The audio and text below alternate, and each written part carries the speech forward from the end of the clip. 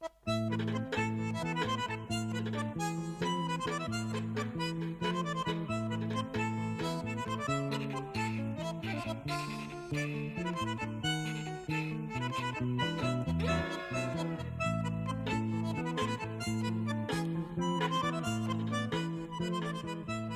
tardes, bienvenidas, bienvenidos. Empezamos hoy la primera conversación en el marco de la muestra Manuscritos, que está aquí en la Sala Marechal de la Biblioteca Nacional. Ahí en la muestra, los que ya hayan podido recorrerla, los que la vean luego, está muy pensado alrededor de los rincones de los escritores y eso que para un fetichista como yo, siempre es interesante, que es ver el momento previo al libro impreso, el momento previo a que el libro exista, y también eso que por lo menos a mí me da muchísima curiosidad, que es saber qué corrigió alguien, ¿no? ¿Qué hizo? ¿Cómo llegó a una frase? ¿Cuánto le llevó llegar a una frase o a otra? Entonces aquí estamos con dos escritores más que interesantes, que son Félix Brusone y Pablo Ramos, y vamos a tratar de pensar estas cuestiones, conversar alrededor de esos procesos de escritura y en relación después a alguna de sus obras en particular. Por lo pronto, yo que estoy de este lado, les puedo decir que Félix vino con este tipo de manuscritos a mano y Pablo con versiones en máquina de escribir. Así que la primera pregunta, vamos a empezar por ese lado. Félix, ¿vos escribís a mano? Empezá a contar eso. ¿Y con qué lapicera? Bueno, buenas tardes, gracias por la invitación acá, que está re bueno venir. Y bueno, no escribo, o sea, sí escribo a mano, sería la respuesta, pero no siempre. No siempre. Últimamente sí, y digamos que es una forma, creo yo, de poder... lo que tiene para mí escribir con la computadora es que es que ya aparece el texto terminado, ¿no? Es como si uno estuviera terminando el texto cada vez que está terminando una frase, y nunca es así en realidad. Y bueno, y esa ilusión es un poco engañosa y termina uno por autoengañarse, ¿no? Y creer que todo lo que está escribiendo ahí está fenómeno. Y entonces prefiero empezar en otro formato, que sería la escritura a mano, que aparte me permite mucha mayor libertad, porque yo, por ejemplo, escribo básicamente en el tren, ¿no? Yo vivo en Don Torcuato y viajo a la ciudad 2 o 3 veces por semana, entonces en las idas y vueltas del tren... No, ahí no puedo sacar la computadora, claro. Aparte no tiene batería, tampoco podría. Y entonces escribo ahí, son 45 minutos, ¿no? Desde la estación de casa hasta el Retiro, en los cuales es un periodo que está bueno porque es más o menos el periodo de concentración universal, ¿no? 45 minutos uno puede estar relativamente concentrado y producir algo interesante. Ya si es más, yo creo que uno ya empieza a hacer boludeces, y si es menos, se queda corto. Así que me mudé al lugar exacto y escribo ahí básicamente. Entonces escribo, por ejemplo, tengo una cosa muy ecológica que es escribir atrás de hojas ya impresas, que normalmente son de mis alumnos, ¿no? Acá tengo mis alumnos de taller. De hecho, este cuento es un cuento de Tomás, ¿no? Que está escrito del otro lado. O bien, esto es todo lo que sería mi última novela, que después la voy a dejar acá en la biblioteca para que... Bueno, no toda, pero es casi toda, al menos toda la parte que escribí a mano. Después la seguí en la compu. Y en este caso sí, lo que hice fue escribirla atrás de hojas de alumnos, básicamente casi toda. Porque ellos yo vengo a dar talleres acá, ¿no es cierto? Entonces, lo que pasa es esto: ellos me dan sus textos o copias de ellos, y yo me los voy quedando, y a la vuelta del tren ya tengo el papel. Es como, ¿no? Es como que vengo al taller para conseguir papel en realidad, ¿no? Entonces después escribo ahí. Bueno, eso me pasó con esta novela. Y después, lo que también me pasa, que me está pasando este año, es que cuando me mandan novelas ya medio para editar o terminadas, porque teníamos una editorial hasta no hace mucho con unos amigos, entonces llegan muchas novelas, así manuscritos, bodoques como este, que uno por ahí lee 20, 30 páginas y ya se da cuenta de que no sirven. Entonces manda un mail diciendo, mirá, la leímos, qué sé yo, no nos interesa, pasa a buscarla. Como nunca pasan a buscarla, uno se va apilando ahí un montón de manuscritos. Y claro, yo los uso para escribir, porque ¿para qué los voy a tener ahí? ¿Para qué los voy a tirar, no? Entonces esta es desde julio hasta hoy estoy con esto, y podría haber traído otros, pero bueno, era como mucho peso. Así que sí, básicamente así. También hago cuentitas, digamos, lo uso para varias cosas, ¿no? No solo para escribir. Hago cuentitas o anoto números de teléfono. Es como una agenda, es como una computadora así de papel, digamos, ¿no?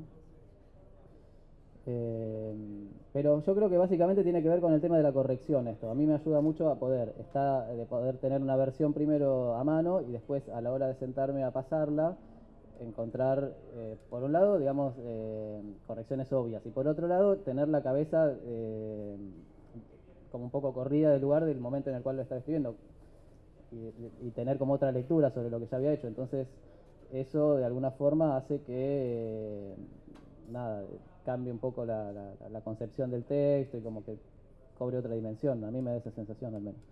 Así que un poco eso, viromes y eso uso lo que sea, lo que haya a mano, a veces lápiz, no sé, pluma no, por ejemplo, pluma no me gusta, sí, re incómodo, sí. Bueno, después seguimos preguntándole a Félix cómo hace para corregir lo que escribe a mano. Pero me gustaría que Pablo cuente algo que contó antes de comenzar, que es por qué una máquina de escribir, porque ahí no está el tren, no es algo portátil. ¿Por qué una máquina de escribir y no una computadora cuando uno está en su casa? ¿No? ¿Por qué seguir escribiendo en una máquina de teclado? ¿Y eléctrica o manual? Ahora eléctrica por la tendinitis, pero tiene que ser eléctrica de las que van letra por letra, no las que escriben y después apretas enter.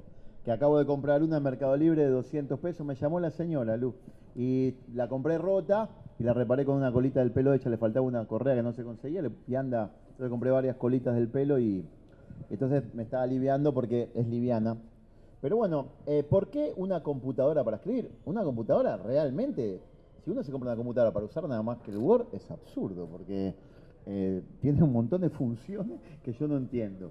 No, realmente yo empecé a escribir, es un poco sabido, en una internación, en un altillo, y me prestaron una máquina de escribir. Yo básicamente no cambio las cosas que me funcionan. Yo publiqué mi primer libro, por ejemplo, todos mis libros tienen 5 palabras los títulos. Porque me preguntan por qué. Y porque el primer libro que saqué, Lo pasado pisado, no lo compró ni mi vieja, ¿no? Pagué 200 ejemplares y creo que tengo 199 todavía por ahí dando vueltas. O los tiraron por ahí. Entonces, el segundo libro fue El origen de la tristeza y funcionó y dije, bueno, yo no cambio. Y la máquina de escribir que me dieron en esa fundación, le faltaba el número 6.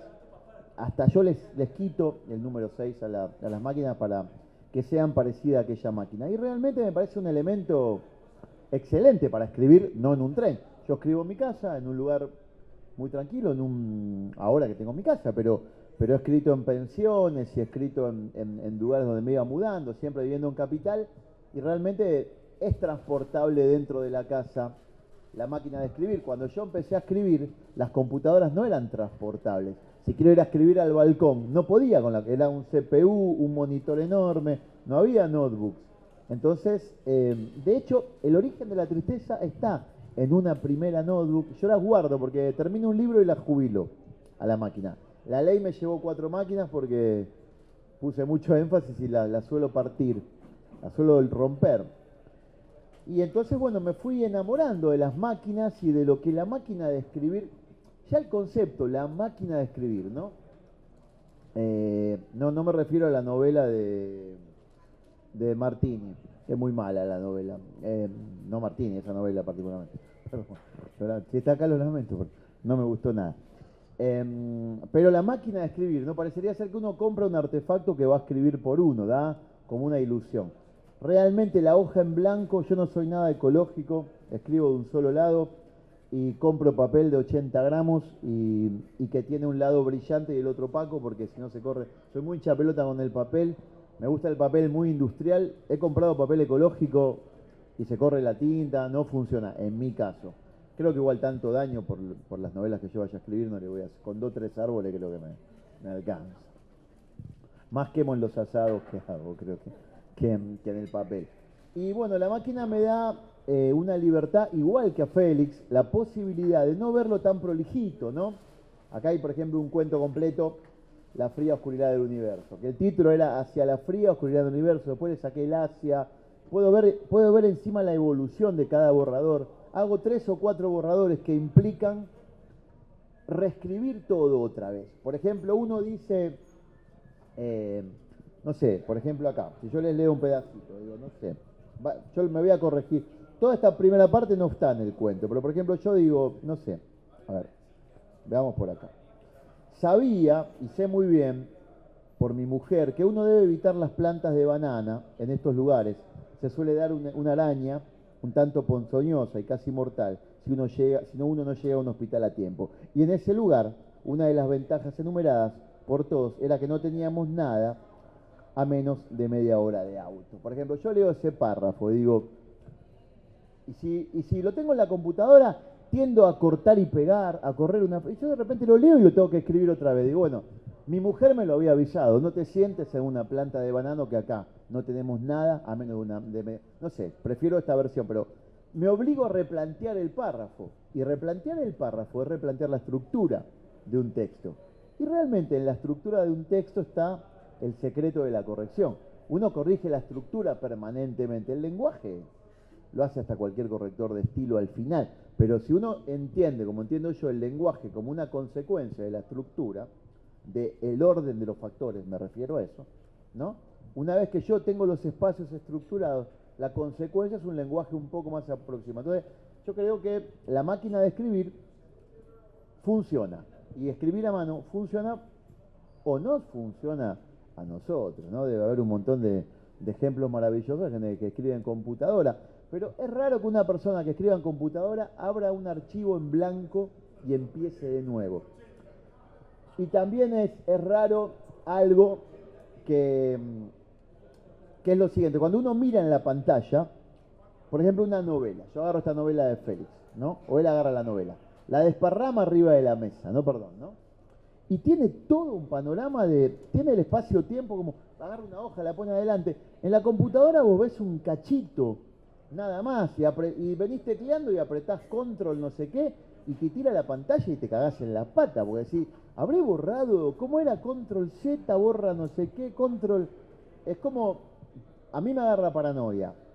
Los riesgos también de no imprimir, uno deja de imprimir los textos y hay que corregir en el papel, son otros. Bueno, los riesgos de escribir así, yo perdí 70 páginas del origen de la tristeza y casi dejo de escribir, porque no había muchas razones para que yo escribiera en esa época. Las dejé en el colectivo 24, me bajé en Paternal y me fui hasta Villa del Parque corriendo porque no tenía guita, y cuando llegué a la terminal no estaba. Vos fíjate que hay que ser hijo de puta para llevarse una... Y dije, bueno, se terminó, si una señal me faltaba para saber que yo no tengo un destino de escritor, era perder el libro. Pero sin embargo lo escribí otra vez, ni recuerdo bien cómo era. Ahora tengo la precaución, uso la tecnología para escanear, por ejemplo. Todo esto lo tengo escaneado y guardado, porque tampoco como vidrio, ni Félix come vidrio, ¿no? De todos modos, se puede corregir usando computadora. ¿Cómo? Vaya, señor Ramos.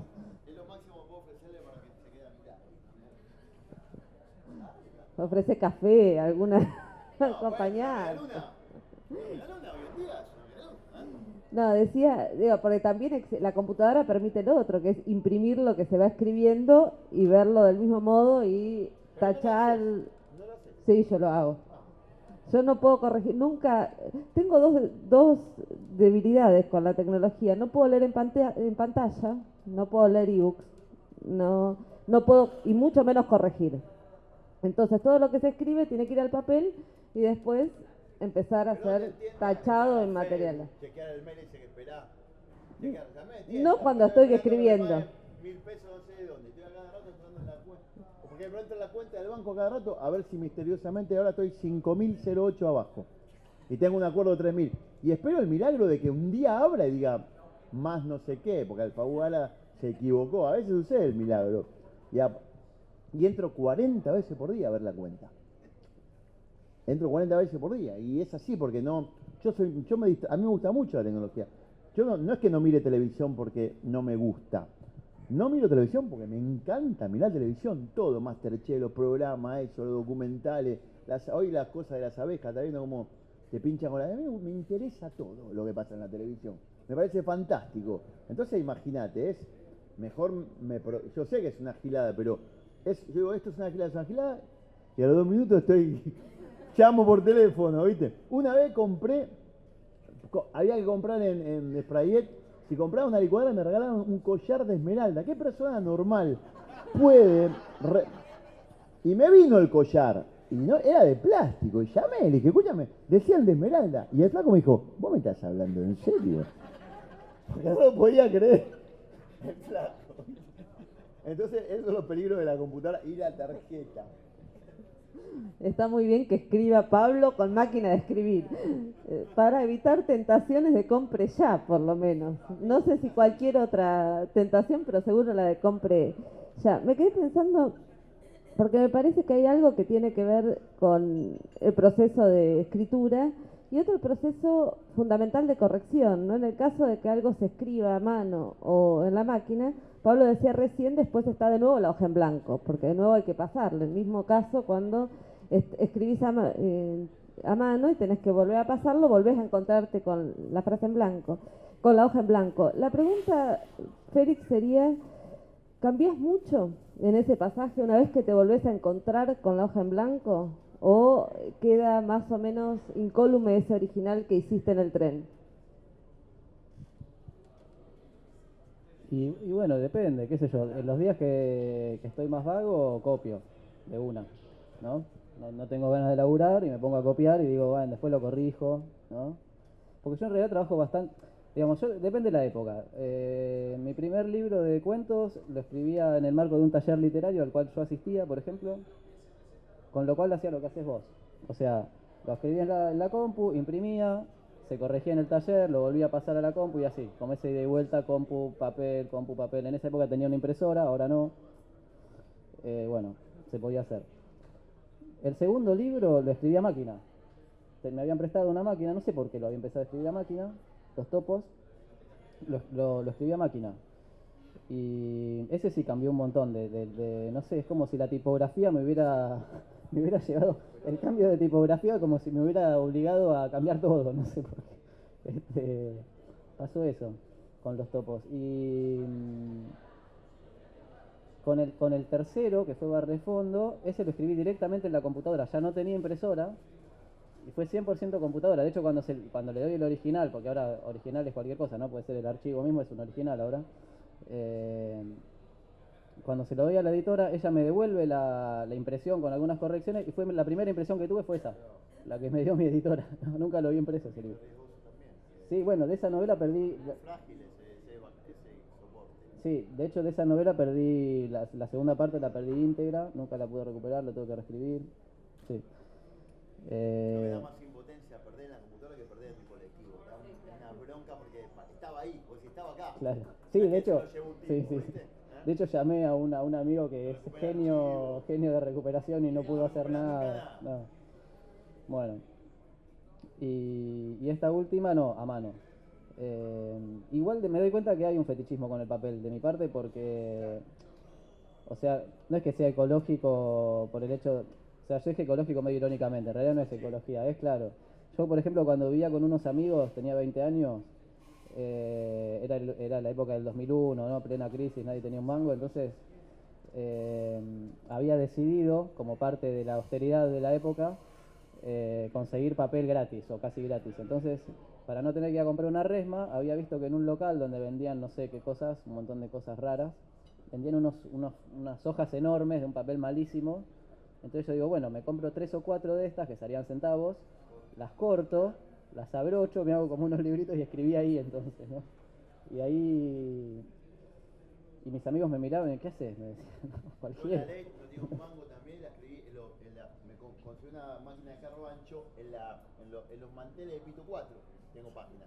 Iba a comer en la parrilla de la esquina que me fiaban, y del otro lado, ¿ves? Tengo una máquina, me compré una máquina esa de contador, y aparte me encantaba porque no podía parar. Después me di cuenta, después escribí, con la ley yo no podía parar, después escribí en formulario continuo pero en la máquina. Y yo como un papiro se iba enrollando, porque estaba muy embalado. Cambiar la hoja también te corta el mambo, ¿ves? Yo creo que lo mejor es esto, porque yo no puedo, tengo una letra muy mala, no me entiendo lo que escribo. Porque cambiar la hoja te corta, ¿viste? La mano es ideal, pero no me entiendo la letra, realmente no me la entiendo. Vos te estabas mirando eso, tenés una letra, por no se entiende. Sí, yo por suerte me entiendo bastante, sí. No, pero es clara. Es clara de Sí, letra. sí. No sé qué más hacer. Si querés le preguntamos a Pablo. ¿Qué me pregunta? Lo mismo que a Félix, mira, vamos a hacer ecuánimes acá. La No, la corrección, porque igual me quedé con una duda. ¿Qué pasa cuando las pasás? Si es que las pasás vos a la compu y después, si te acordás algún caso en que haya habido un cambio absoluto de el pasaje de la versión taquigráfica a la computadora. Bueno, siempre hay cambios, no son absolutos, son contundentes, porque absoluto no sé si sería, pero contundentes hay. A veces no, está, por ejemplo, vamos a ver en el cuento mirá qué cambio. Este cuento está publicado en El Camino de la Luna, La fría oscuridad del universo. Este cuento, toda esta parte, toda esta primera página, acá me pongo indicaciones de escribir al entusiasta, qué sé yo. Todo este cuento, se muere todo eso y empieza por acá. A ver. Bajamos las cosas y fuimos a la playa. El cuento creo que empieza acá. O sea, cambios hay. Yo no corrijo, o sea, creo que la corrección profunda que hago es caminando por la calle, tocando la guitarra, yo tengo una banda de rock, tengo otro proyecto musical que es de tango. Mientras estoy con la música, ¿te gustó la otra vez el show de tango? Y chamullo arriba, ¿no?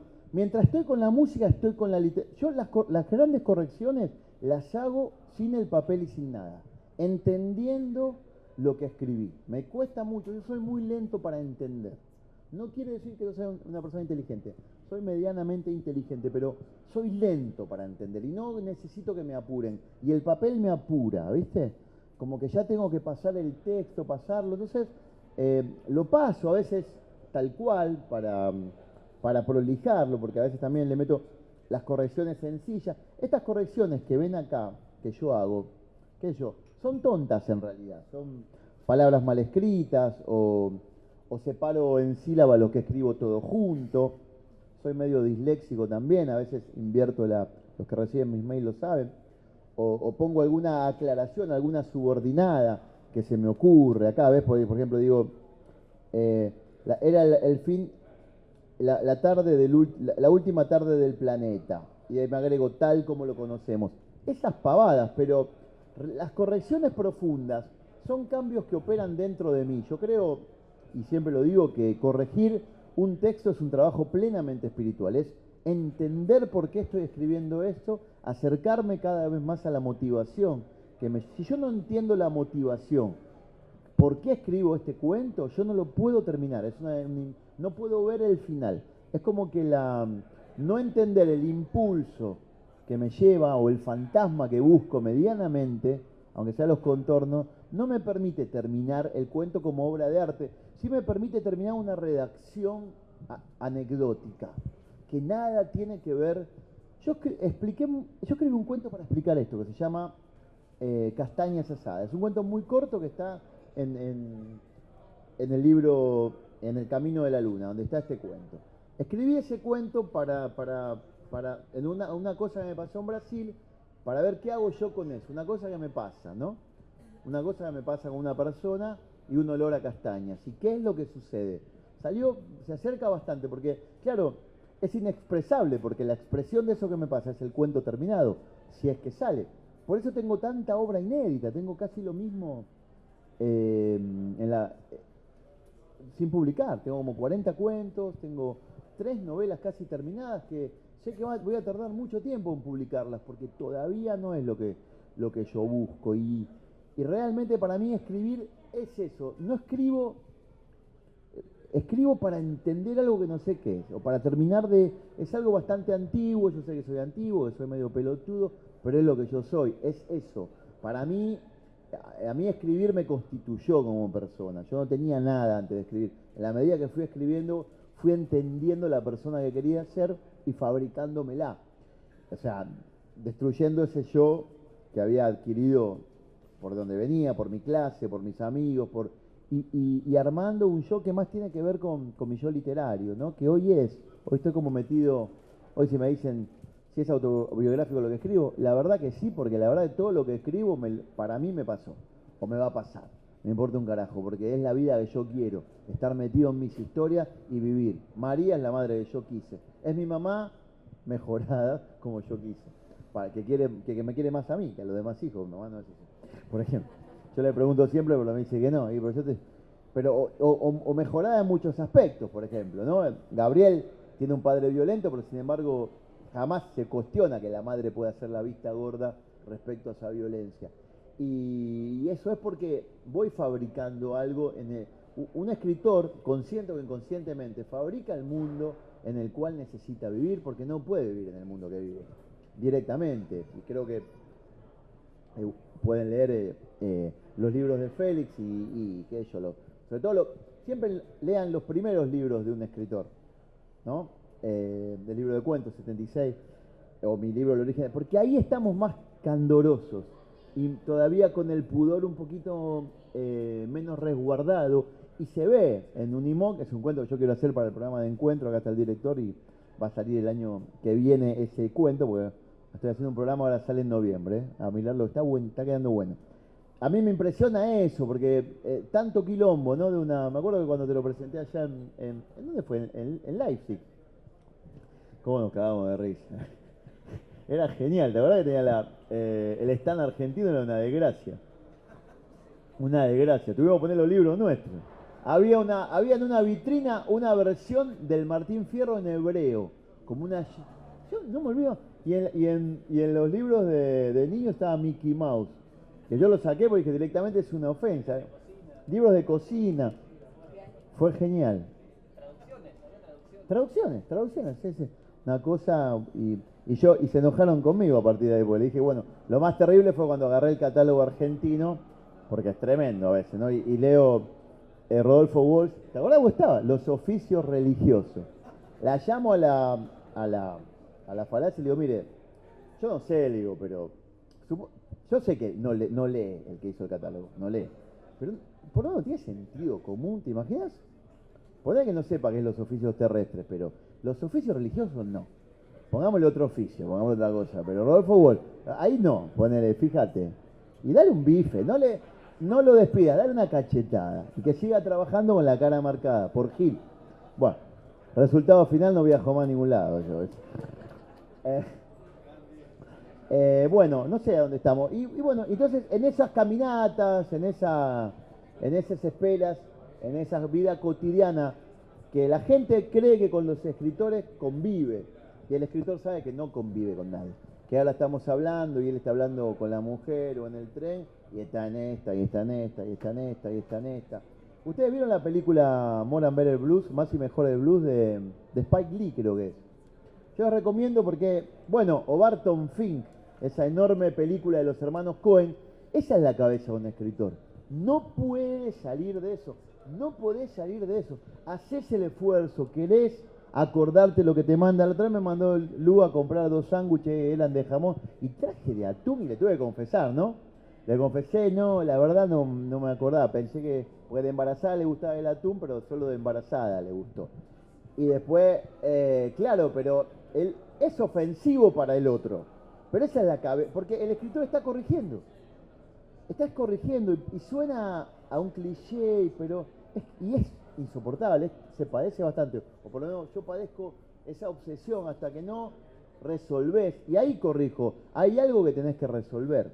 Y seguramente cuando él dice que pasa como un autómata, que no quiere trabajar, realmente, seguramente está trabajando inconscientemente en algo, porque hay algo que resolver. Nadie puede escribir eso que no ve.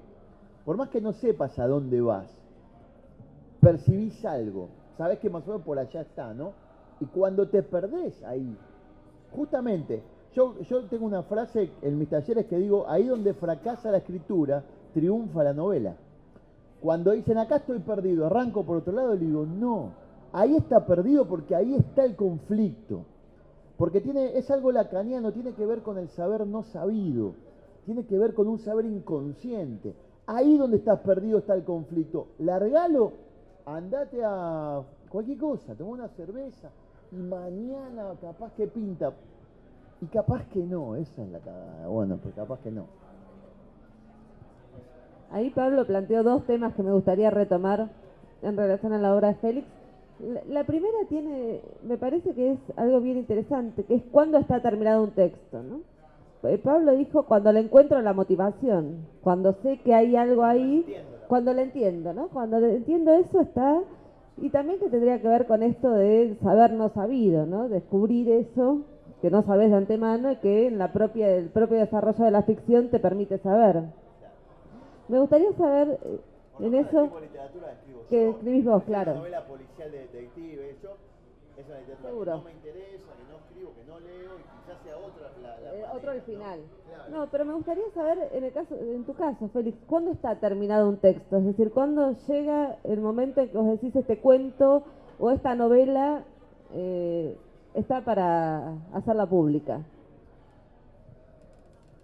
Y bueno, normalmente yo tengo nunca tengo claro de casi nada, salvo algunas cosas. Lo que sí tengo claro es que el momento de la creación, quizá como dice Pablo, es algo continuo, ¿no? Pero no es absoluto, ¿no? O sea, de alguna forma uno está siempre creando eso que está escribiendo, aún en las situaciones más inesperadas, pero no en forma absoluta. ¿Qué quiere decir? Que aparecen un montón de interferencias, ¿no es cierto? Que se va contaminando la creación todo el tiempo con otros materiales inesperados. Entonces ahí es donde quizá surge la posibilidad de encontrarle la vuelta, ¿no? Cuando uno está perdido, como decía Pablo, bueno, apareció algo inesperado, algo raro, algo que, bueno, me puede servir, lo uso a ver qué pasa, y es como un probar. Entonces para mí es estar permanentemente probando, digamos, claro, y atento y demás, o desatento quizá, en realidad, ¿no? Como jugando. Por un lado. Entonces, y con relación al final, bueno, de alguna forma yo siempre tengo en mente un final, digamos, o una zona donde podría estar el final, una zona donde va a llegar todo, donde va a terminar la cosa. Pero es una idea, simplemente. Después, como el método es este, de estar atento y de ver qué cosas se van a ir agregando y qué cosas se van a ir produciendo en el camino, el final obviamente no va a ser nunca ese que estaba pensado, digamos, es simplemente esa idea, es como la idea de llegar a algún lugar, ¿no? Es como llegar al paraíso. Bueno, todos queremos llegar al paraíso, pero probablemente ninguno de nosotros llegue. Es como, es esa idea imposible que después la realidad, bueno, la termina por hacer realmente así, imposible. Y por ejemplo, creo que al menos en la mayoría de mis relatos, creo que cuando me encuentro perdido, yo no sé, yo entiendo que hay un no saber ahí sabido y demás, pero también entiendo que quizá a veces lo razonable sería probar por otro lado, justamente, ¿no? Probar otra cosa. Y en general me resulta, es como si esa otra cosa... Creo que cuando uno tiene demasiado claro el problema y dónde está lo que hay que resolver, se termina como empantanando más, ¿no? Es como... Se vuelve como un círculo medio denso y oscuro que no... A mí al menos no me funciona. Más bien prefiero tratar de probar otra cosa, de seguir pero por otro lado, ¿no es cierto? Como de tomar un desvío sería, ¿no? De tomar un desvío y ver qué pasa por ese otro camino, ¿no? Por eso que, digamos, todos mis relatos se terminan convirtiendo en novelas o en novelas cortas, porque es raro para mí poder escribir un cuento, ¿no? Un cuento se supone que es algo más eficaz, ¿no? Más como un golpe, ¿no? Como algo bien contundente. Y la novela tiene como estos permisos, ¿no? Aparece un personaje, no está más de golpe, desapareció. En mis textos, bueno, el tema de la desaparición aparte tiene como otro matiz. Y de alguna forma ese mecanismo, ese método viene a contribuir al desarrollo de ese tema, de ese problema que es el de la desaparición de personas en la Argentina en los años 70. Así que, bueno, no sé, un poco creo que por ahí. Quedaría una cosa Sí. que ¿cuándo das por terminado un texto? Ah, No tanto el final ok, de la historia, sí. sino cuándo para vos el texto está listo. Y es re difícil, eso es como lo más difícil, es como cuando el pintor ve el cuadro y dice, bueno, y ya está, no está, no sé. Claro, claro, exacto, no. Y sí, es algo muy intuitivo ya eso, ¿no? Es quizá el momento más intuitivo de todos, pero de alguna forma, no sé, yo lo que tengo es una imagen mental de toda la novela. De hecho, yo cuando escribo las novelas, para seguir escribiéndolas, tengo que releerlas desde el principio, ¿no es cierto? Por eso que son cortitas, porque, digamos, para cuando escribo las últimas páginas me tuve que comer 2 horas de lectura de todo lo anterior, ¿no es cierto? Entonces, no puedo escribir 400 páginas, ¿me entendés? Porque, ¿cómo hago? Es imposible. Entonces necesito leer todo y ahí me doy cuenta, digamos, si es que llega el final ahí me voy a dar cuenta, ¿no? Pues como si ya tuviera toda la imagen mental de todo, como el cuadro frente a mí, y digo, y bueno, será esto, ¿no es cierto? Es como una dinámica muy pictórica o muy poética en ese sentido, digamos, donde veo que cierra todo, donde veo que un criterio totalmente subjetivo, ¿no es cierto? Capaz que uno lo agarra, lo lee y dice, es un desastre, esto no cierra por ningún lado, lo que sea, digamos, pero bueno, en mi imagen mental, sí, está todo cerradito y en el final encuentro como la palabra, la frase, la situación, el personaje que necesitaba poner en ese momento para que cierre. Si es así o no, no lo sé, pero a mí en mi imagen mental se termina de cerrar de esa forma un poco intuitiva, un poco, sí, medio inexplicable, no sé. Está explicado, está explicado. Todo lo que ustedes estuvieron contando a mí me hacía pensar en formas táctiles, el tipo de papel, la tinta, la mecanografía, ¿no? Como la máquina, sacarle la tecla. Hay algo en relación a hacer algo con el tacto y con la vista en la escritura. La pregunta es, ¿qué pasa con el sonido? ¿Leen en voz alta lo que están escribiendo? ¿Hacen algo en el plano de... Digo, a mí con algunos textos me siento obligada a leerlos en voz alta, con otros no. Pero la pregunta es qué les pasa, si necesitan pasarlo en la oralidad o no. Sí, no, primero te voy a responder que no respondí cuando termine un texto, que me toca. No, yo creo... No, no lo había hecho. Yo creo que en realidad uno no termina un texto, que publica el mejor borrador. Porque llega un momento en que tenés el mejor borrador y que indefectiblemente empezás a arruinarlo. Entonces, si identificás más o menos ese momento, publicás eso, porque es lo que yo creo. Y respecto al sonido y todo, no es que a mí me interese el sonido de la máquina de escribir. ¿Qué, mi amor? Dijo papá, ¿viste? Ya está empezando, me emociona. Se cortó el aire acá, si querés venir. ¿Qué decía? El sonido, pero me refería no tanto a la máquina, sino al No, yo no leo en voz alta. Leo en voz alta si le leo a alguien, pero no, lo leo mentalmente como leo una... Yo creo que la mejor manera de leer es interiormente, porque uno se conecta... Cométela toda, que te apaga, de verdad. Después.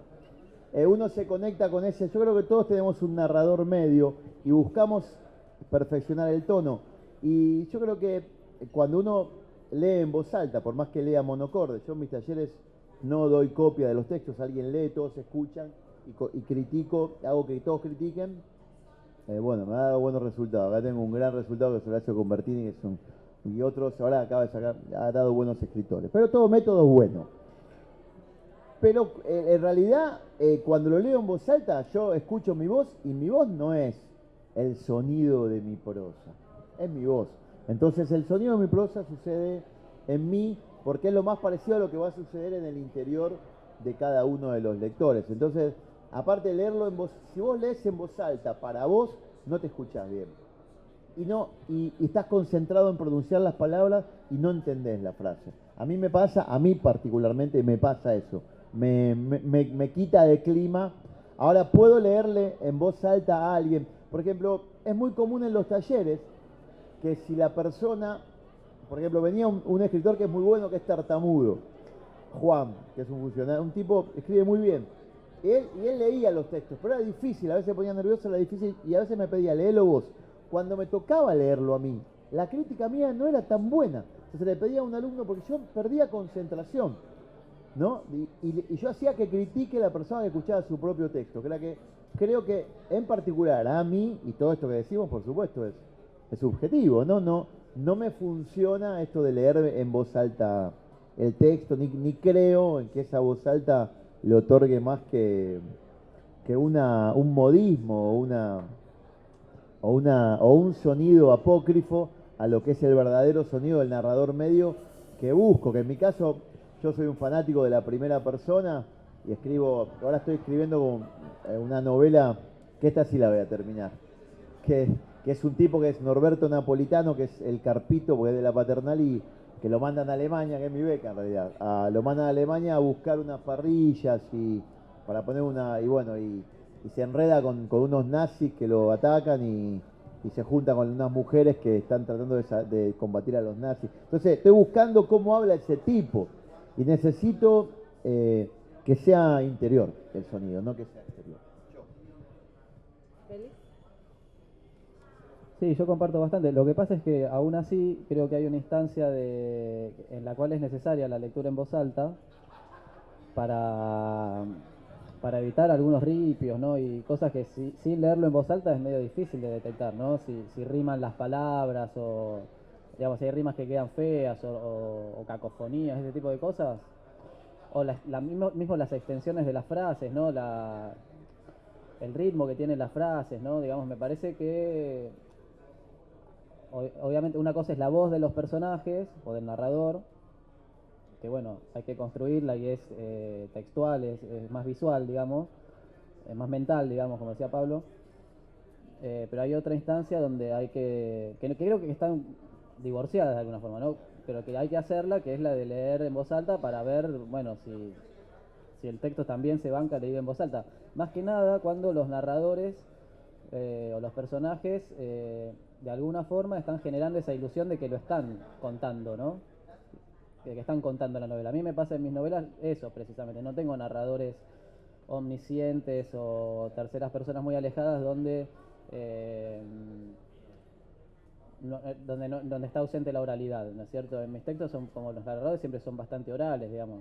Entonces necesito que de alguna forma eso tenga la cadencia de la oralidad y cómo lo consigo. Tengo que en algún momento hacerlo oral, justamente.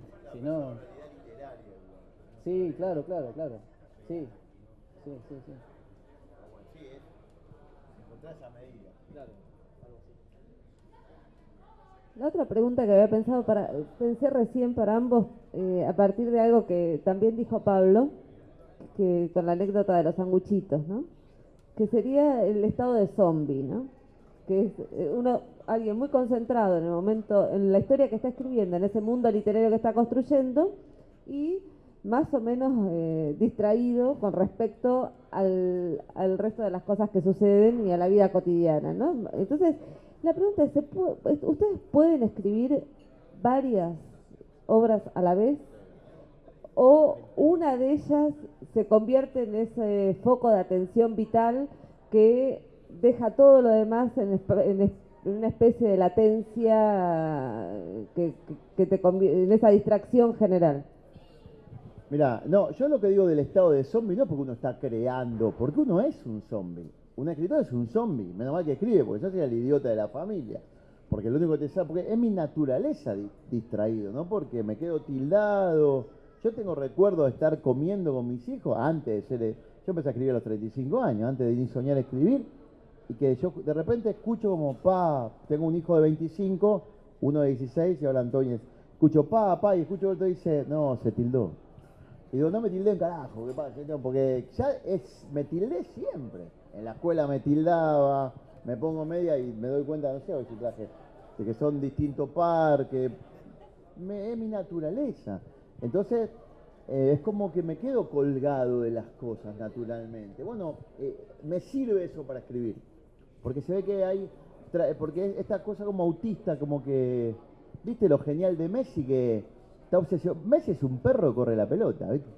Fíjate, Messi va con la pelota, puede pasar la bomba nuclear, el tipo está con la pelota. Es casi un autista. Es genial eso, ¿no? Porque no, la pelota, y punto, no me importa más nada. Y yo creo que era la otra parte de la pregunta. Sí, yo terminé. Bueno, estoy en el programa de encuentro, que no tenemos nombre todavía, que va a salir en noviembre. Yo escribo frente a la cámara. Es una apuesta que hicimos con Oscar Frenkel. Corrijo, me traen una biografía de Félix, por ejemplo, la leo y después la corrijo. Hago una biografía emocional. Escribo y reflexiono en el momento. Me enfocan en la máquina de escribir, no me importa nada. Después lo edito cuando, ¿no? Por supuesto. Pero yo que estoy escribiendo ahora, Las mujeres secretas de Berlín. Ya terminé el libro de crónicas el año que viene, Hasta que puedas quererte solo. Mientras mi mujer no está, una novela sobre Edras Parra y Los ángeles también deben morir. Amén, de que ya tengo varios textos de una novela juvenil y que 2 fines de semana le escribí el primer libro a Antonia, ¿no? De una saga que voy a escribir de toda su edad, le escribí como 40 poemas infantiles. Yo escribo 20.000 cosas al mismo tiempo, leo 20.000 cosas al mismo tiempo y es la única manera que puedo realmente llevar adelante algo. Claro, por supuesto en un momento algo me gana y sigo por ahí, pero tengo una enorme necesidad de escribir. De escribir o de estar metido en... De escribir, de decir, tengo este proyecto, porque le tengo terror a a no tener nada para escribir en el futuro. Por eso también demoro tanto. Podría publicar un libro por año, pero ni loco, porque tengo algo para publicar y iba a ser este año. Y es una alegría pasarlo para el año que viene, porque ya hubiera pasado, ya no lo tendría para publicar. Entonces, me permite seguir corrigiendo, me permite mantener... eso es lo bueno de la palabra escrita. Por supuesto, uno necesita, por eso está bueno laburar dando talleres y todo, porque si uno tendría que publicar para vivir, corre el riesgo de yo con este libro, Hasta que puedas quererte solo, es un libro de crónica de adictos, alcohólicos, adictos que yo conocí, gente que yo conocí, tratando de zafar. Yo lo tuve contratado hace 4 años, fue la primera vez que contraté un libro antes de terminarlo. Y me desesperé porque dije, fui a mi editora y le digo, no lo puedo escribir porque tengo fecha de entrega. Y me gasté la guita, era un montón de guita. ¿Qué hago? Decir que me quieren mucho. No te preocupes, no lo escribas. Cuando tengas un libro, tenés el adelanto dado. Bueno, así que Julia Salman, Alfaguara liquida a todo el mundo, pero a mí me tratan como un rey. Porque me quiere mucho mi editora. Pero realmente, pero no lo iba a escribir, pero hubiera preferido ir a juicio porque iba a escribir una cagada, No quiere decir que no se pueda hacer, hablo de una incapacidad personal. No puedo ponerme una fecha, decir, tengo que entregar esto. Yo lo vi a Leo Yola, que cuando andaba en La Lona venía a escribir a casa, se quedó en mi casa, y es un escritor excelente. Y escribía, tengo que terminar 3 páginas por día porque tengo que entregarle a Satulain el libro, no sé cuál era en esa época, Santería, Y bueno, igual no es su mejor libro. Igual un precio se paga también por eso, ¿no? Por ejemplo, Chámame es un libro muy superior. Es un excelente escritor, Leo. Porque yo le dije, cuidado, pero igual lo podía hacer, y lo podía hacer bastante bien. Lo mío hubiera sido un resultado mucho peor que el resultado de Santería. Félix, te recuerdo la pregunta, porque... Sí, la respondiste. Todos responden. No sabemos qué, pero todos responden. No, la pregunta que yo hacía era, primero, porque vos eso sí no lo contaste, ¿cuál es la relación entre la escritura y la vida y la distracción? Y si ese estado que señala Pablo de distracción frente al mundo vital aparece, y si vos podés escribir varias cosas a la vez o estás tomado por una ficción y hasta el momento que no la terminás no podés tener otra ficción en juego.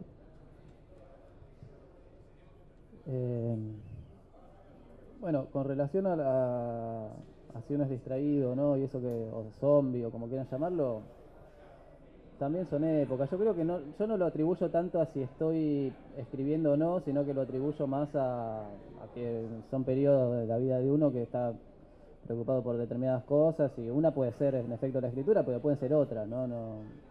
En mi vida la escritura es algo que pasa a veces, digamos, no estoy todo el tiempo, digamos, escribiendo, pensando en... Cuando aparece y me siento y lo hago. Ahora, por ejemplo, este año en particular estoy escribiendo mucho, estoy todo el tiempo pensando cosas, puedo escribir un montón de cosas a la vez justamente por eso. Y bueno, este año me está pasando así, digamos, lo estoy pudiendo hacer, los llevo bien, me ponen fechas y cumplo, ¿no es cierto? A mí lo de las fechas me sirve. Otros años, por ejemplo, el año pasado no escribí casi nada, escribí algunas cositas que me pedían para medios o alguna crónica. Y no podía avanzar con nada y bueno, y no escribía, digamos, no soy un escritor, básicamente, no soy un escritor así como lo plantea Pablo, ¿no? Soy un escritor como más salpicado, y lo que sí tengo es muchas cosas abiertas, es como un atelier, ¿no? Donde el pintor tiene, otra vez volviendo a la metáfora, a la comparación con el pintor, ¿no? Como muchos cuadros ahí en proceso, y bueno, en algún momento les va dando a cada uno su espacio, y un poco me pasa eso en realidad, de que tengo un montón de cosas ahí abiertas, y bueno, y cuando tengo esa necesidad de sentarme y ponerme a desarrollarlas, lo hago, y hay como un impulso muy fuerte que es el que hay que aprovechar, ¿no es cierto? Y mientras tanto es como estar esperando. Hay una metáfora muy linda de que no necesariamente es estar esperando escribiendo, ¿no? Porque hay una imagen muy linda de Guillermo Sacomano de hace muchísimo tiempo que decía que el escritor era como un surfer, ¿no? Que está la mayor parte del tiempo como ahí, en el mar, esperando que venga la ola para surfearla. Y bueno, y la agarra de vez en cuando, ¿no es cierto? Bueno, un poco esa sería como la imagen del escritor, que está ahí como escribiendo, bancándola, y en algún momento, bueno, viene como ese impulso, esa ola, y va para adelante. Y dura muy poco, y bueno, ya sabemos cómo es. En general, pero eso no quiere decir que yo tenga que estar escribiendo, realizando la escritura, ¿no? O sea, probablemente la escritura se esté realizando en otro lado, yo no sé cuál es, y el momento de plasmarla es muy breve, y es como el amor también, ¿no? O sea, uno está amando a su mujer todo el tiempo, todos los instantes de la vida, pero el momento concreto donde se manifiesta eso es como muy pequeño, muy breve, ¿no? Incluso el orgasmo mismo es como nada, segundos, ¿no? Entonces, es muy lamentable, ¿no? Pero es así. Pero también es tan intenso por eso mismo, ¿no? Porque al ser tan chiquito y tan poco, uno lo valora mucho más, no sé. Tenemos esa cosa, es como la condición humana, ¿no? De tener eso, esa imposibilidad. Porque está bueno, porque me quiero sacar el mote. Yo sí soy escritor y no quiero ser otra cosa, y me la rebanco con esto. Es lo que soñé toda mi vida. Vivo escribiendo, vivo pensando, pero sin embargo, justamente, no, por más que no tenga guita, no publico en medios, no escribo por encargo ni me pongo fecha. Mirá qué loco, vos sos más profesional que yo. Y no voy a participar nunca más en Verano 12 porque detesto las ilustraciones de Rep. No soporto que Rep ilustre todo con esa mierdita que dibuja. Entonces, como que, claro, yo soy escritor, no quiero ser otra cosa, pero solo en mi casa, no tengo ningún contrato con Alfaguara. Me han pedido hasta las ideas. Hoy tengo la suerte, podría juntar guita que me hace falta, pero sé que me mato como escritor. Qué loco, porque quiero aclarar esto, porque parece que yo soy escritor, pero no. Sin embargo, soy incapaz de escribir profesionalmente. Me decís, escribime sobre este tema, es imposible para mí. Estoy obsesionado conmigo mismo. Sí. Pero claro, es muy loco, porque el que no se siente escritor, pero yo sé que lo es, y muy bueno, puede, y lo ayuda a esto, bueno, vos, lo ayuda a trabajar de escritor, ¿no? Que te ponga una fecha o que un medio te pida algo. Yo no puedo.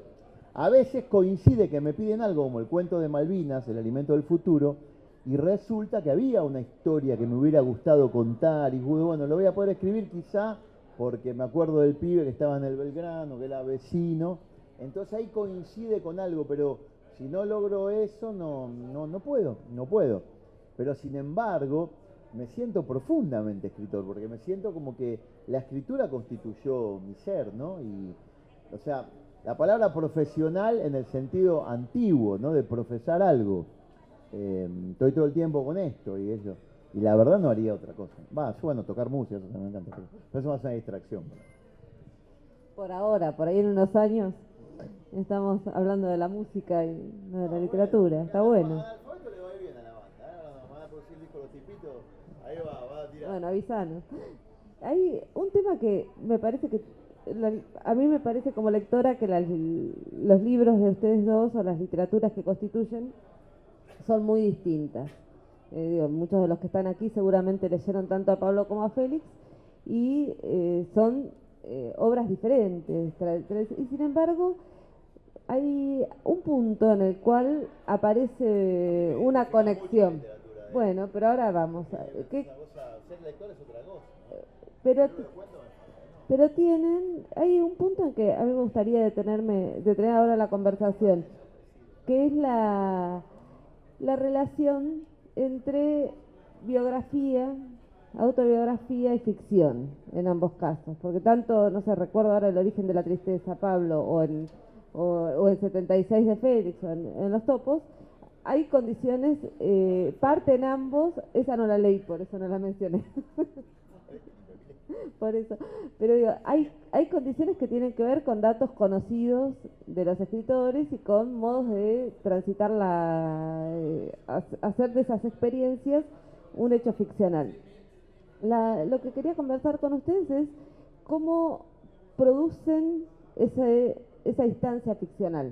No, porque creo que está, digo, en todos tus textos está la cuestión de rasgos autobiográficos, pero hay otra cosa que es una estructura eminentemente ficcional. Bueno, ¿cómo producen, con qué estrategias, si es decidido? Digo, en el caso de Los topos es clarísimo, el desvío o la construcción del relato ficcional a partir de un hecho original. Pero bueno, me gustaría, si cuentan, y si fue cambiando, porque vos, Pablo, dijiste hace un rato algo, hay que leer los primeros libros porque éramos más candorosos. No sé si ese candor no tenía que ver también con un cierto tipo de vínculo entre biografía y ficción que cambia con los siglos. Perfecto, uno se va haciendo del oficio. No existe la autobiografía, no existe, es mentira. Cuando uno va al psicólogo, te cuenta un relato de su vida que nada tiene. Si va tu hermano, yo me interné en un centro de una clínica con mi hermano y casi lo cago a trompada, le llevo 11 meses, hablaba de mi papá como si fuera el ángel Gabriel bajado. Casi lo cago a trompar, lo agarré del cuello literalmente, me tuvieron que separar a otro lugar. Y me dijo un psicólogo, vos no tenés derecho de... No, está loco, esas cosas no fueron así. Vos no tenés derecho de hablar de la infancia de él. No es la misma infancia. No existe la autobiografía. Es absurdo hablar de autobiografía. Las críticas no entienden nada de literatura y van metiendo rótulos y rótulos a leer un libro y entender... Uno no sabe ni quién es, no sabe ni lo que dijo ayer. Nada, no sabe ni lo... Entonces uno trata uno tiene una idea, yo creo que uno tiene una idea, yo por ejemplo, no creo que esto sea tan frío. Yo tengo una idea, ¿no? O tengo vivo una situación, tengo una vivencia, me quedo con una idea, vivencio esa idea también. Trato de olvidarla, yo no trato de no escribir. Cuando es insoportable, me pongo a escribir. Y desde ese lugar está completamente filtrada y completamente contaminada. Esto que dice Carson McCullers, todo lo que escribo me pasó o va a pasarme. O esta mina, la brasileña, la de La Pasión según GH, Clarice Lispector, dice, escribir, o sea, escribir, sí, mentir no, o sea, no, escribir no es imaginación, es correr el gran riesgo de poseer la realidad. Es como tomar por asalto la realidad. Entonces, estructurarla, las tensiones narrativas que aparecen en los textos de un escritor, tienen que ver con los miedos, tienen que ver con la sensibilidad particular de ese escritor. Vamos a poner un ejemplo de un libro que no debería leer ningún niño y una película que no debería ver ningún niño, El Señor de los Anillos. Debería estar prohibida para menores de 18 años. Este tipo, Tolkien, que era uno de los 7 escritores católicos recalcitrantes, junto con Chesterton, que no era tan, pero él era recalcitrante. Los elfos son eternos, son blancos, son rubios, hablan un idioma re fino que no lo entiende ni el loro. Los burgueses tienen los pies grandes, fuman en pipa, morfan, son gorditos y el sexo es para reproducirse. Los enanos no se diferencian los hombres de las mujeres, tal cual lo dijo Susana Jiménez de la enana. Lo mismo, el mismo nivel. Y los malos vienen en elefantes, son negros, son feos. Le tenía terror al Islam y era un nazi adentro de él. Cuidado con darle Antonia ni en pedo va a ver esa mierda. Porque los negros que pasan por casa son divinos. El verdulero de frente le regala la banana. Y me comí el garrón con cada elfo, yo que ni te cuento, ¿viste? De patrón. Entonces, cuidado, ¿viste? Porque atrás de todo... ¿A dónde está la imaginación de Tolkien? Si es solamente su terror al Islam, su terror a lo que venga de África. Fíjense, ¿no? Entonces se comen entre ellos, ¿viste? Son más... Entonces hablan ese idioma. Fíjense el tono del lenguaje elfo. Allá arriba, agudo. Parece Gabo Ferro cantando. Y los otros hablan un idioma gutural, bajo, porque realmente para la música sacra los acordes bajos sostienen el canto firmus. El canto firmus es la voz superior. Cuidado, todo está lleno de ideología y todo está lleno de lo que es el escritor. Cada obra es un retrato del escritor, pero un retrato aqueropoético, no los detalles de mi vida privada o de la vida de Félix.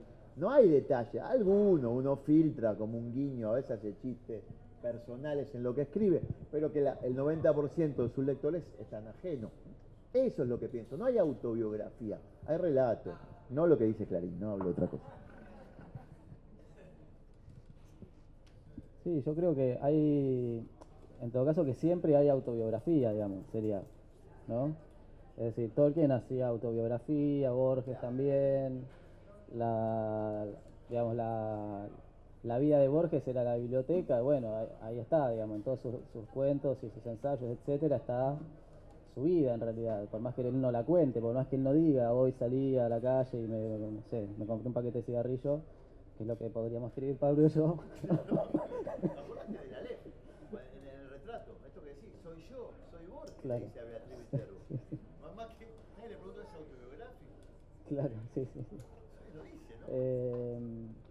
Y bueno, entonces por un lado es eso, es todo relato creo que es autobiográfico sí o sí. Y el tema es bueno, es detectar y a la vez es irreal, ¿no? Porque es una autobiografía irreal, sería, ¿no? Entonces uno se pregunta, ¿autobiografía de qué entonces está haciendo, no? ¿De qué? ¿No? Hay una frase de El Gato Barbieri, que es un saxofonista muy bueno, que en uno de sus discos, no me acuerdo cuál es, pone algo así como... ¿cómo era? La música es la memoria de los sueños, ¿no? Entonces yo también soy bastante lento para entender, como decía Pablo de sí mismo. Entonces estuve pensando, la frase no entendía a qué se refería. Entonces me quedé, la música es la memoria de los sueños, bueno. Y claro, después creo que me di cuenta que es algo así como pensar que en realidad yo saqué música y puse el arte, cualquier arte, la literatura, la pintura, cualquier arte, podría ser la memoria de los sueños, es decir, lo que no podemos recordar, ¿no? Entonces, ¿cómo lo recordamos? ¿Cómo recordamos nuestras pesadillas, nuestros sueños, de esas cosas que están ahí como en el inconsciente, que evidentemente están, pero ¿dónde? ¿Cómo? ¿Qué era? ¿No? ¿Quiénes estaban ahí? ¿Quiénes éramos en ese momento? O sea, todo eso de alguna forma, que es nuestra biografía, pero nuestra biografía no reconocida, digamos, o no asumida, está en lo que escribimos, ¿no? Y bueno, y hay distintos géneros que de alguna forma disfrazan un poco esa situación, ¿no es cierto? Y distintas estrategias o tensión, o uno va tomando distintos elementos y los tensiona de tal o cual modo, generando, no sé, un cuento, o una novela policial, o un ensayo incluso, lo que sea, ¿no? Pero en definitiva lo que está jugando ahí es uno, digamos, preocupaciones que uno ni siquiera sabe que existen, ¿no? Con relación a eso, digamos, a la hora particular de sentarme yo a escribir cosas donde aparece ese yo, ¿no? O sea, no sé si aparece ese yo, pero sí aparece que tal personaje, bueno, es tal cosa y es muy parecido a algo que soy yo, donde aparece como la autobiografía más evidente, ¿no? Pasa un poco también eso, digamos, es imposible desarrollar esos textos siguiendo a pie juntillas lo que soy yo, o lo que cualquiera podría ser, ¿no es cierto? Porque ya empiezan a jugar otras reglas, que son justamente las reglas del relato y son las reglas del sueño en realidad, ¿no? Para mí las reglas del arte son las reglas del sueño, no sabemos bien cuáles son, tenemos que ir descubriéndolas. Y entonces es ahí donde se empieza a mezclar todo y a contaminar, y la vida de uno empieza siendo una cosa y termina siendo cualquier otra, que es un poco lo que a mí me pasa siempre eso, ¿no? Yo empiezo a escribir, yo cuando empecé a escribir los cuentos de 76, por ejemplo, tenía algo muy en claro que era, bueno, o al menos en esa época, estaba escribiendo muchos cuentos donde todos los personajes, yo tenía claro que en el primer párrafo se iba a saber que eran hijos de desaparecidos. Eso era como una premisa, ¿no? En algún momento de la primer párrafo, primera página, estaba como puesta esa condición del personaje. A partir de ahí pasaba cualquier cosa, que eso fue lo que pasó, ¿no es cierto? Con cada cuento, digamos, no...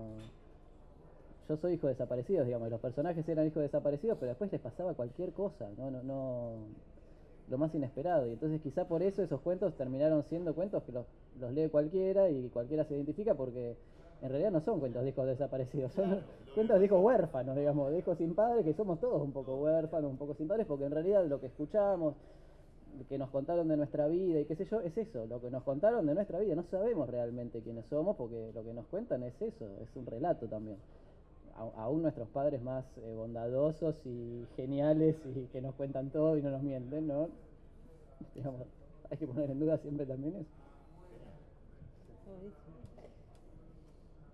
¿Alguien quiere hacer alguna pregunta? ¿Comentario? Señor.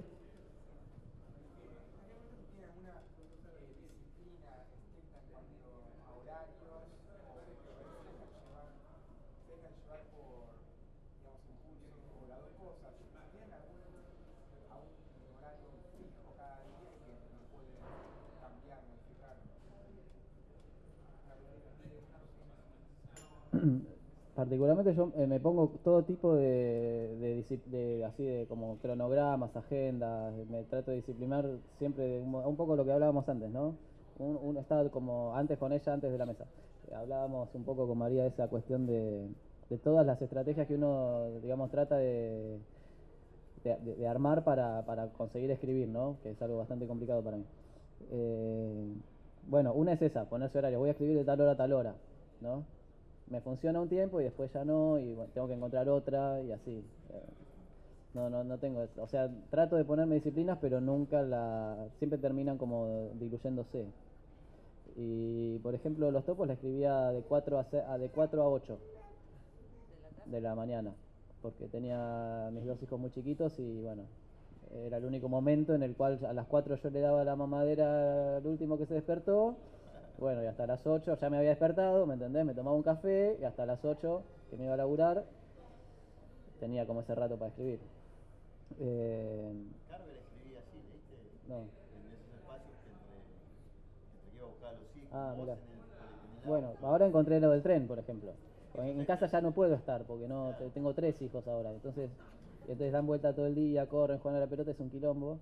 Mi mujer, que me está todo el tiempo también pidiendo cosas, no se puede. Entonces, digo, como no tengo oficina, porque no me alcanza la plata para tener una oficina, bueno, en el tren, ¿no? Un poco creo que las limitaciones siempre son buenas. Yo valoro muchísimo ese tipo de limitaciones.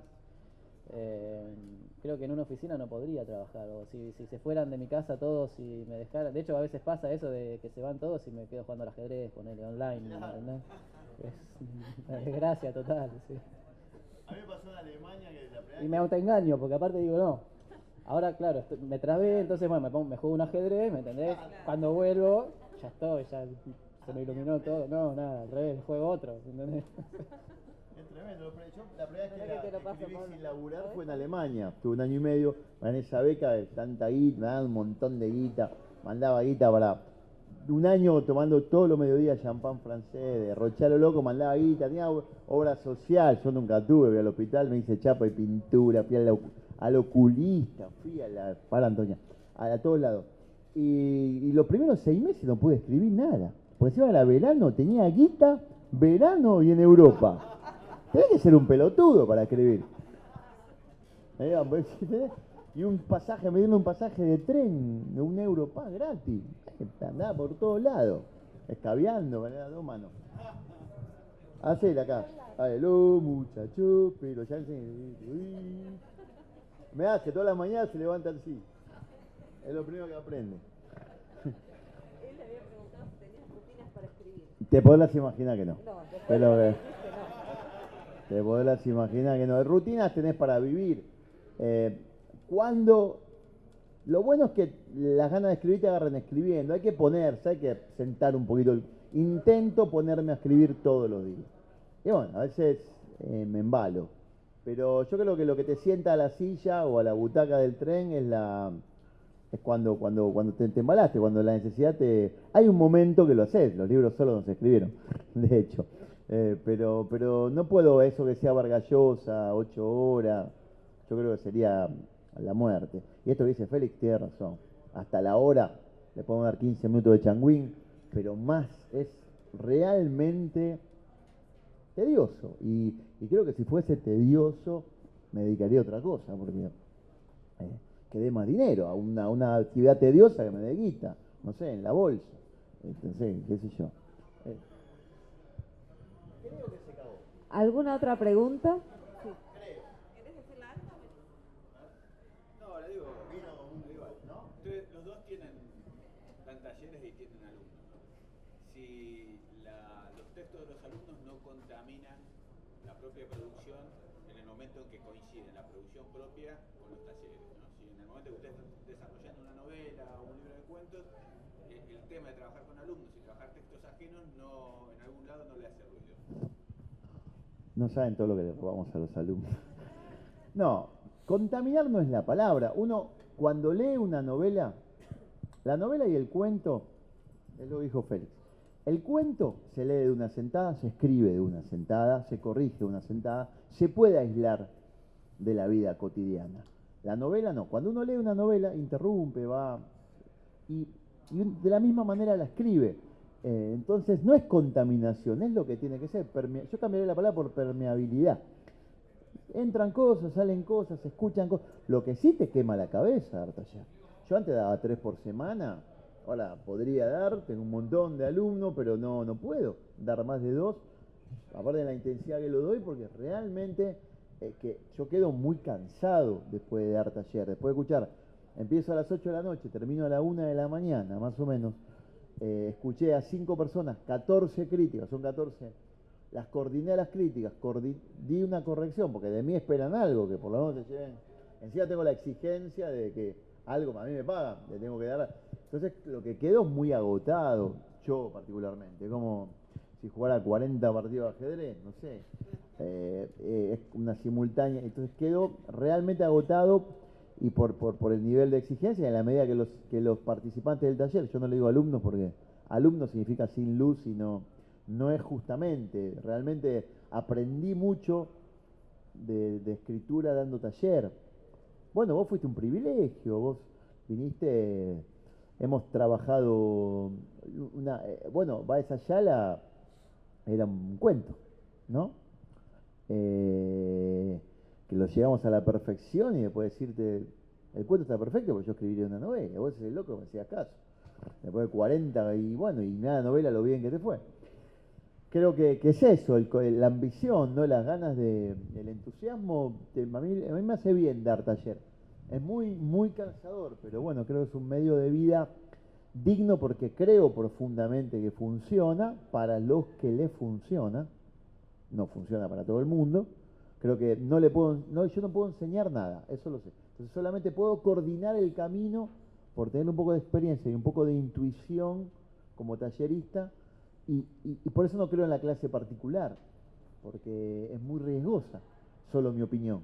Ahí hay 14 opiniones, la mía, entonces creo que como mínimo el que va a mi taller se lleva, aparte de mi opinión, que es lo que inicialmente vine a buscar, se lleva la opinión de 14 lectores, buenos lectores, porque yo no los tomo por el nivel de escritura, sino por si es gente que lee.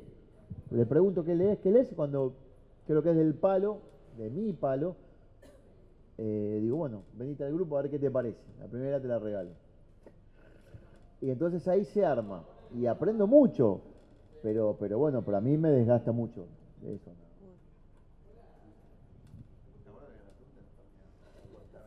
Fue a la mierda, dice olvidar la pregunta. Era sobre si los... Sí,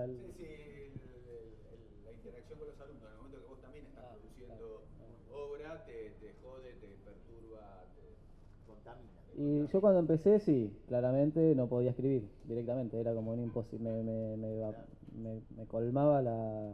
Porque a la vez uno cuando da taller está como creando, ¿no? También, porque le estás creando un poco al otro, estás tratando de ver hacia dónde va, qué le conviene hacer, qué no, digamos, bueno. Entonces, la creatividad tiene un límite, entonces después cuando yo me sentaba no podía escribir nada. Pero claro, uno después se va adaptando, porque también la condición humana tiene eso, que uno se adapta un poco a todo, ¿no? Y entonces empecé de alguna forma a nutrirme, ¿no es cierto? De eso que se generaba en los talleres. O sea, es mucho trabajo y en efecto cansa un montón, pero bueno, aparecen cosas inesperadas, justamente, ¿no? Ideas de alumnos, ideas propias que a uno mismo, digamos, en otro contexto no se le hubieran ocurrido, ¿no? Y entonces, bueno, las usa y las aprovecha y después en cuanto a los textos en sí, de los alumnos, como con cualquier otro texto que uno se topa, ¿no es cierto? Creo que no hay diferencia ahí. Creo que siempre hay alguna cosa para rescatar en cualquier texto. No creo que no existe el texto que no sirva para nada, ¿no es cierto? Que no te interpele en algo mío, aunque sea, no sé. Entonces, en ese sentido es como cualquier lectura también, ¿no?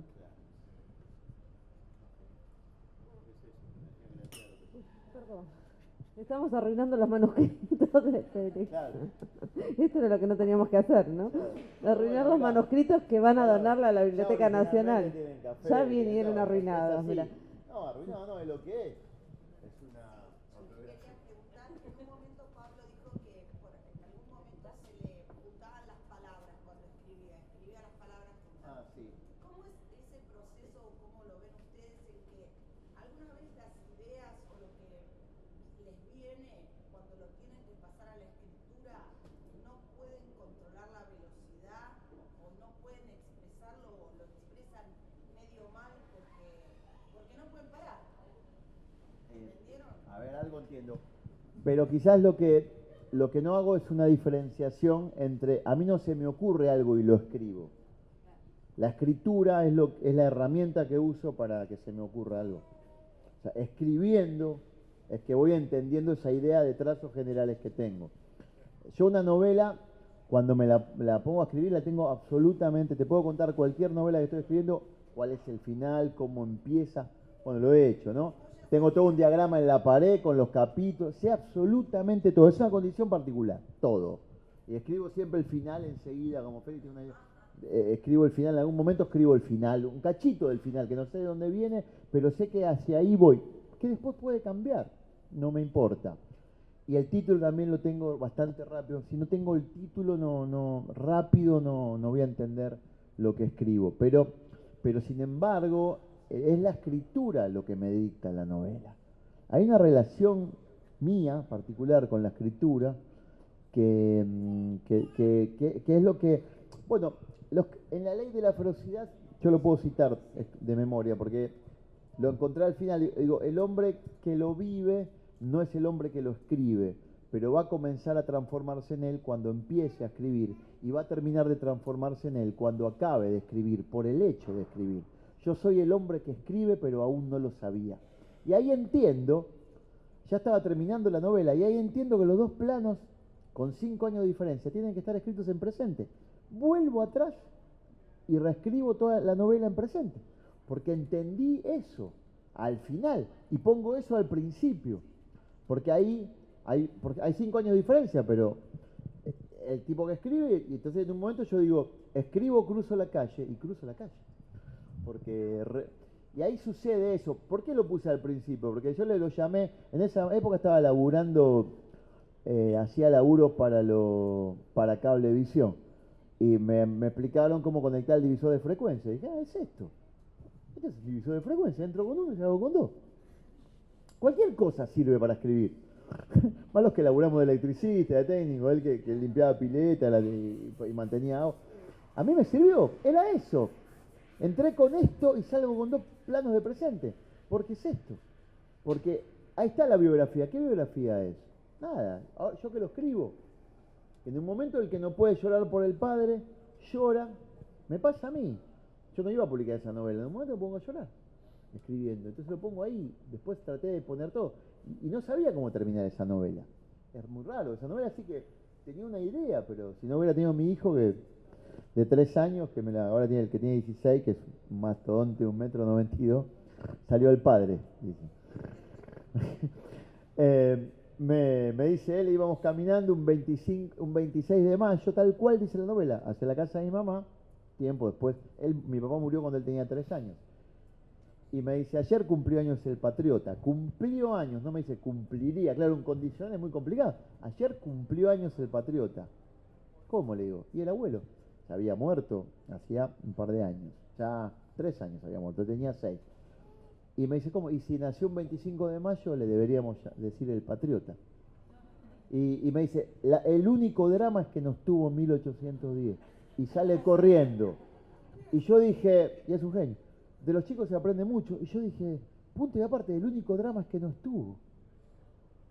Tanto quilombo, Armey solo no estuvo, la camionera se iba. Y pongo punto y aparte, en 1810. Y dije, me lo dictó él el final. Y luego, ¿ves qué boludo? Me sentí yo tanto quilombo, me agarré a trompada, me fui de mi casa. Y el único drama que no estuvo, en 1810.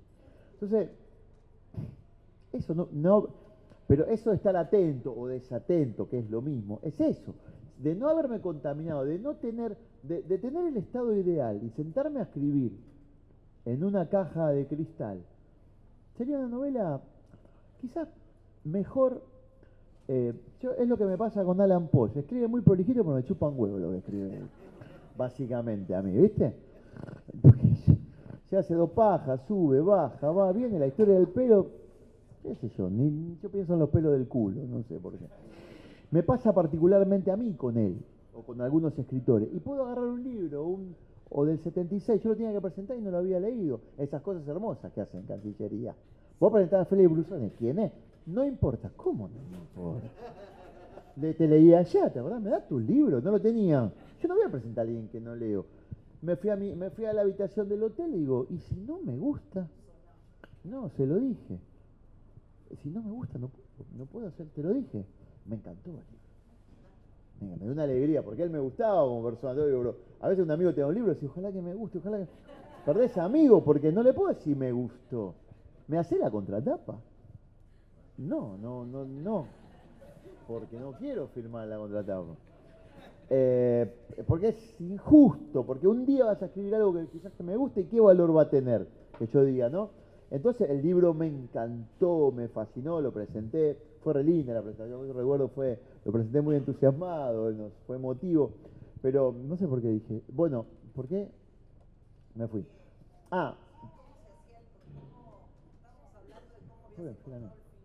Bueno, no, digo lo que es la palabra, lo que es la escritura, ¿no? Lo encuentro así yo personalmente. En una época, por ejemplo, tenía que preparar una conferencia, no me acuerdo qué era, o un texto, no me acuerdo.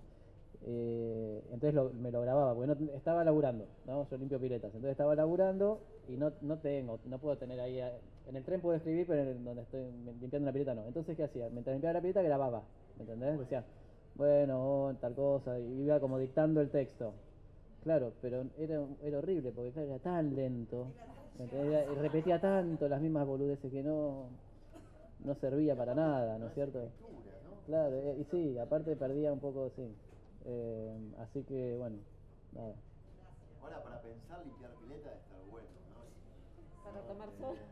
Pero para pensar, pues esa actividad donde no te tienes que romper mucho la bola, la pileta, el agua. ¿Cómo? Yo con los cables se ve mal, me era más hincha pelota Claro, con él. no reclamo. En la escalera, boludo. Aparte que no te da nada, cable. Te tenés que subir a un árbol, tirar, no te da nada, hay una escalera, trepándote, arreglátela. Y te pagan por conexión. Pues imaginás cuando estaba lo que conectaba a la gente. No te lo tuve que poner en casa y lo tiré como, volví al oficio. Me dice, ¿por qué lo tiraste cruzando el patio? Ah, señor, adentro problema suyo. Llegamos hasta la puerta de su casa, ¿viste? Adentro que se lo prolige su marido. Terminamos con los oficios terrestres. Exactamente, y no los religiosos. Bueno, les agradezco muchísimo a Félix y a Pablo que hayan venido a conversar y no sé quién va a recibir los manuscritos, compañeros. Los compañeros organizadores. Compañeros son los huevos. Vengan para aquí. Bueno, muchas gracias y hasta luego.